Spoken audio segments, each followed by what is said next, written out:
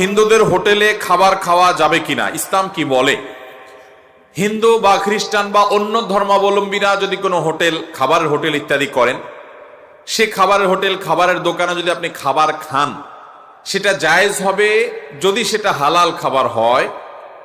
হালাল খাবার হলে সেটা আপনি কার দোকানে খাচ্ছেন সেটা বিষয় না। হারাম খানা যদি হয়, সেটা ইমাম সাহেবের বাসায় বসেও খান, তাও সেটা কি হবে? আর হালাল খানা যদি কোনো অমুসলমান, অন্য ধর্মের মানুষ হিন্দুর বাসায় বসেও খান, কিন্তু খানাটা হালাল হয়, তাহলে ওটা খাওয়া কি হবে? একটা আপেল হালাল, এটা আপনাকে তিনি দিয়েছেন, আপনি খাচ্ছেন। অথবা তার দোকানে গেছেন, আপনি এক বোতল পানি ইনটেক কিনেছেন, আপনি পান করছেন, বা কোনো খাবার আপনি কিনেছেন যেটা হালাল, সেটা হিন্দুর দোকানে বসে খেলে যে হারাম হবে এমন কোনো কথা।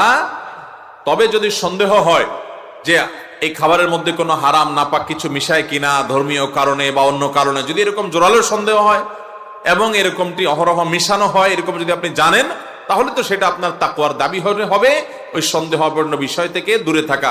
দামা ইউরিবুকা ইলা মা লা ইউরিবুক, হাদিসে আসছে, যেটা সন্দেহপূর্ণ ওইটাকে তুমি পরিহার করো, সন্দেহ মুক্তটা তুমি গ্রহণ করো, সেটা আপনি অবশ্যই চেষ্টা করবেন। কিন্তু আপনি মুসলমানের দোকানে খান আর হিন্দুর দোকানে খান, মূল দেখতে হবে যে আপনার খাবারটা হালাল কিনা, সে হারাম দিচ্ছে কিনা, বা আপনি হারাম টাকা দিয়ে কিনে খাচ্ছেন কিনা, এটা হলো মূল বিষয়। যেটা খাচ্ছেন সেটা যদি হালাল হয়, তাহলে কোথায় বসে খাচ্ছেন এটা ম্যাটার না, ওটা আপনি খেতে পারেন।